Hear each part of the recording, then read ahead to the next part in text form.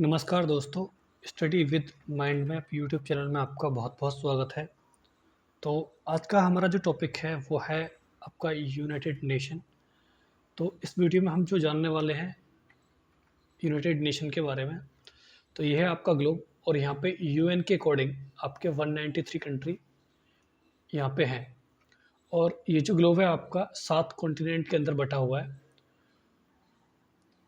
और फिर जब सवाल आता है कि यूनाइटेड नेशन की स्थापना कब हुई और इसका पर्पज़ क्या था? तो जब हम बात करते हैं यूनाइटेड नेशन के बारे में, तो इसका जो आइडिया है वो रखा गया था यूएस के उस टाइम के जो प्रेसिडेंट थे उनके द्वारा। और इसकी जो पहली मीटिंग हुई थी वो हुई थी आपकी अप्रैल 1945 में, जो कि फ्रांसिस्को के अंदर हुई थी। और वहाँ पे जो कंट्री थे आपके 50 कंट्री थे जो कि इनिशियली जिन्होंने साइन किया हुआ था। और अभी की हम बात करते हैं तो यहाँ पे आपके 193 टोटल कंट्रीज़ हैं। और जब हम बात करते हैं इसके पर्पज़ के बारे में, तो इसका जो पर्पज़ है अंतर्राष्ट्रीय जो शांति है और जो सुरक्षा है इसको बनाए रखना होता है, जो कि इसका जो आर्टिकल 1 है इस चीज़ को दिखाता है। और जब हम बात करते हैं इसके लोगों के बारे में, तो ये जो आपको दिख रही हैं पत्तियाँ, तो ये जो पत्तियाँ हैं आपकी वो जैतून के पेड़ की हैं और ये है आपका ग्लोब। जब हम बात करते हैं इसकी बॉडीज़ के बारे में, तो इसकी 6 बॉडीज़ हैं जो यूनाइटेड नेशन को प्रॉपर्ली फंक्शन करती हैं। और इंटरेस्टिंग फैक्ट ये है कि इसकी सारी जो बॉडीज़ हैं वो आपकी न्यूयॉर्क के अंदर हैं, except international court of justice जो कि आपका नीदरलैंड हेग में है। तो सबसे पहले हम बात करते हैं जनरल असेंबली के बारे में। तो जो आपकी जनरल असेंबली है वो एक कह सकते हैं कि जो वर्ल्ड है आपका उसकी एक पार्लियामेंट की तरह काम करती है। और यहाँ पे जितने भी इसके कंट्रीज़ हैं यूएन के 193, उनके जो रिप्रेजेंटेटिव हैं इसके अंदर आपके बैठते हैं और यहाँ पे डिस्कशन करते हैं। और इसकी जो मीटिंग है आपकी वो हर साल सितंबर में होती है। कोई भी निर्णय लिया जाना होता है वो आपका जनरल असेंबली से लिया जाता है। और नेक्स्ट हम बात करते हैं सिक्योरिटी काउंसिल। तो इसमें आपके 5 परमानेंट मेंबर होते हैं, 10 आपके नॉन परमानेंट मेंबर होते हैं।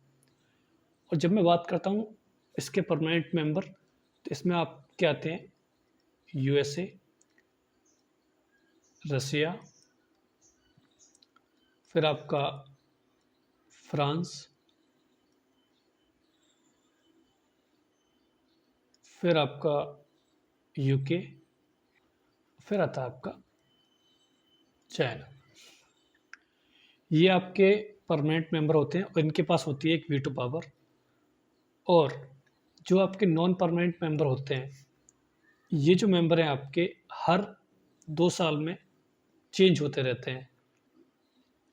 और जब हम बात करते हैं इसकी मीटिंग के बारे में, तो इसकी जो मीटिंग है हर 14 दिन में इसकी मीटिंग होती है।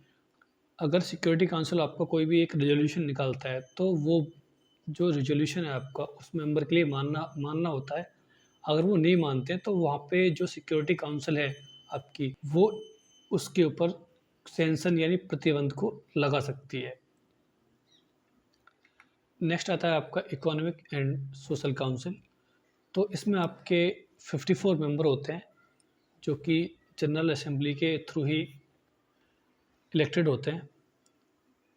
और इनका जो टेन्योर होता है वो 3 साल का होता है। और हाँ, सबसे इम्पोर्टेंट, इसमें एक चेयरमैन होता है जो कि इन 54 में से ही चुना जाता है। तो टेक्निकली बोल सकते हैं इसमें आपके 53 आपके मेंबर होते हैं और एक इसमें आपका चेयरमैन होता है। नेक्स्ट अगर हम बात करते हैं ट्रस्टीशिप काउंसिल, तो ये आपकी 1945 में ही बनाई गई थी और इसको 1994 से बंद कर दिया गया, क्योंकि इसका जो पर्पज़ था वो था जो भी देश आपके कॉलोनियल पावर के अंदर हैं उनको उनके राइट को दिलवाना। तो इस टाइम तक मोस्टली जो कंट्रीज़ थे वो आज़ाद हो चुके थे, तो इस जो बॉडी का कोई भी पर्पज़ बचा नहीं था, तो इसको बंद कर दिया गया 1994 में। नेक्स्ट आता है आपका इंटरनेशनल कोर्ट ऑफ जस्टिस, जो कि आपका है नीदरलैंड हेग में। और जब हम बात करते हैं इसमें जजेस की स्ट्रेंथ के बारे में, तो यहाँ पे आपके 15 जज होते हैं और जिन इनका जो टेन्योर होता है वो आपका 9 साल का होता है। इसकी जो ज्यूरिडिक्शन होती है वो होती है आपके वॉर क्राइम को लेके और आपके लैंड जो डिस्प्यूट है उसके अंदर।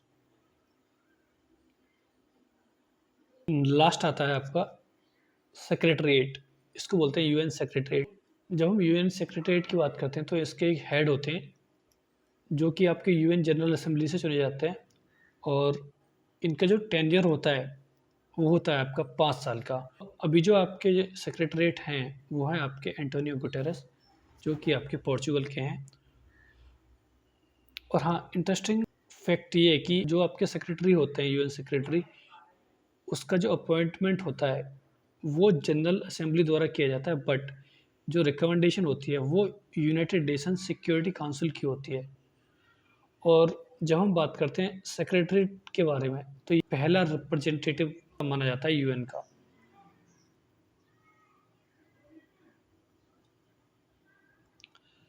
और इसमें जो भी आपके डे टू डे वर्क होते हैं यूएन के, वो इसमें कंडक्ट किए जाते हैं।